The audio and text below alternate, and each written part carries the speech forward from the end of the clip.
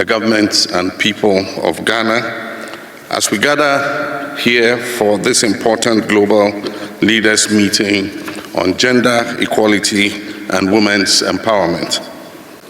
This meeting presents an invaluable opportunity for us to reaffirm our shared commitment to advancing the rights of women and girls worldwide, and to assess the progress that we have made under the Beijing Declaration and the Platform for Action.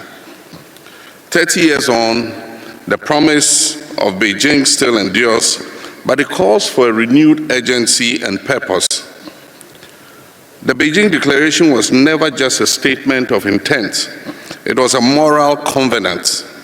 It was a recognition that no nation can truly progress if half of its population is left behind.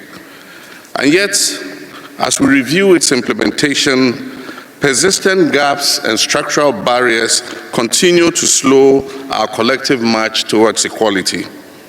We must therefore act with even greater resolve and innovation. Mr. President, my country, Ghana, remains steadfast in its pursuit of gender equality and the empowerment of our women. Under my leadership and in my capacity as the African Union champion for gender and women's empowerment, the government of Ghana has continued to take decisive steps to mainstream gender across our national development policies. We've achieved historic milestones, including the election of Ghana's first female vice president and the unprecedented appointment of women to leadership positions in government, the judiciary,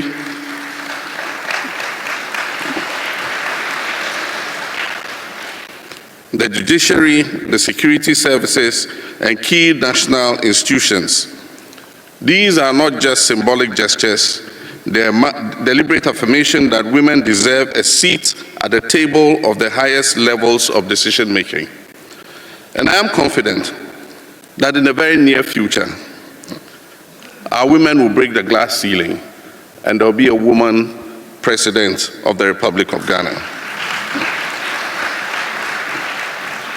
Mr. President, ladies and gentlemen, we've achieved gender parity in school enrollment. Girls are going to school and staying in school. Our commitment is further demonstrated by the robust institutional reforms and legal frameworks that are designed to protect the rights of our women and girls.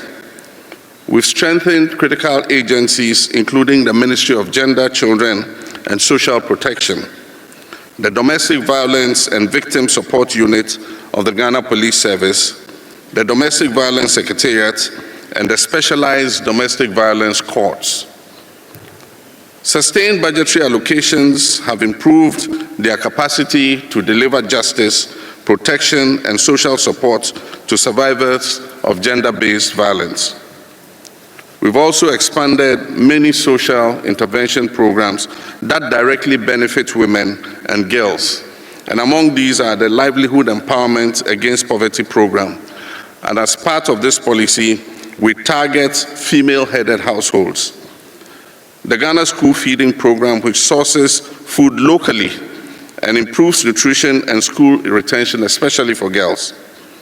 A policy that reserves 50% of microfinance and small-scale loans funding for women entrepreneurs. Nationwide distribution of sanitary pads for schoolgirls to address their menstrual health and also prevent absenteeism from school. Free tertiary education for persons with disability, especially women, and the no academic fee stress policy for first-year tertiary students.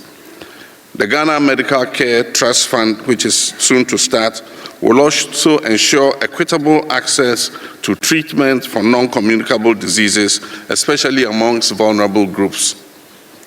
Mr. President, these interventions are anchored in a strong legal and policy framework, and we have enacted and revised a suite of key instruments, including 1, the revised National Gender Policy, 2, the Ghana National Social Protection Act, 3, the Domestic Violence Act, 4, the Human Trafficking Act, and 5, Justice for Children Policy. And also recently, Ghana's Affirmative Action Act mandates a minimum of 30% female representation in public appointments by the end of 2026, 35% by the end of 2028, and increasing to 50% of public appointments for women by the year 2030.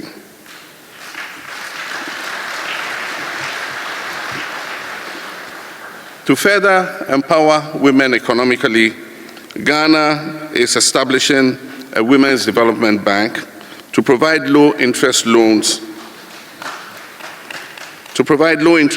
financial literacy, training, and business development support to our women entrepreneurs. This initiative is designed to advance financial inclusion and expand opportunities for women across all sectors of our economy. Mr. President, the global order is changing rapidly, and it threatens to reverse the gains made by the Millennium Development Goals and the ongoing Sustainable Development Goals.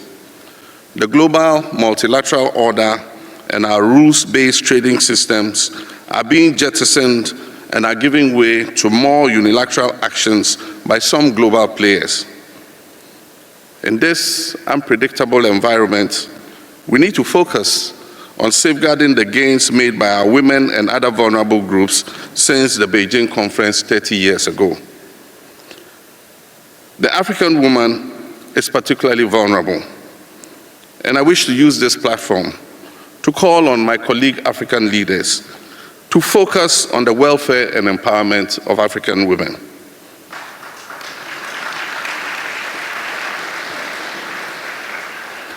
Mr. President, gender equality is not just a matter of justice, it is a driver of sustainable development. When women thrive, families prosper, communities are stronger, and nations progress. Our experience in Ghana confirms that investing in women yields measurable dividends in terms of productivity, innovation, and social cohesion. And so as we look to Beijing plus 30, I call on all governments and partners to move beyond platitudes and commit towards transformative action. Let us ensure that this milestone becomes a turning point, one that accelerates the realization of gender equality and women's empowerment all over the world. Together we can make the next decade one of bold progress and shared prosperity for women and girls worldwide. I appreciate your kind attention.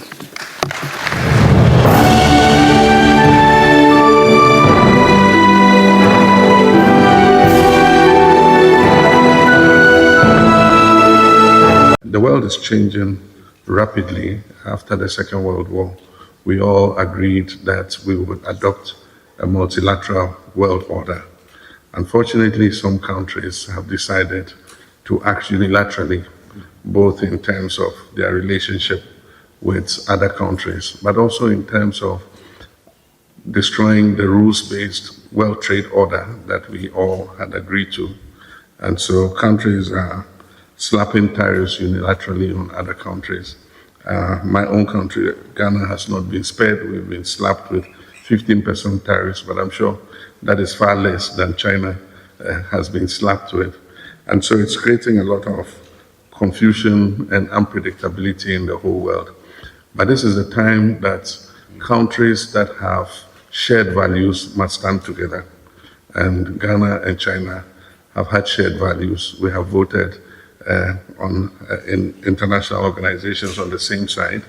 And so as the world becomes more unpredictable, there's a time that countries like Ghana and China and other willing partners that believe in multilateralism should stand even closer together.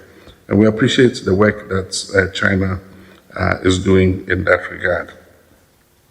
Let me congratulate China and to thank you for the support you continue to give to Africa through FOCAC and the Belt and Drive Initiative.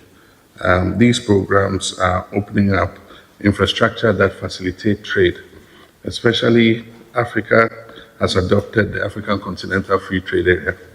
And so it becomes important that we put in the infrastructure, the railways, the ports, the roads, to be able to exchange goods between African countries. And China has been one of the countries that has assisted in this regard.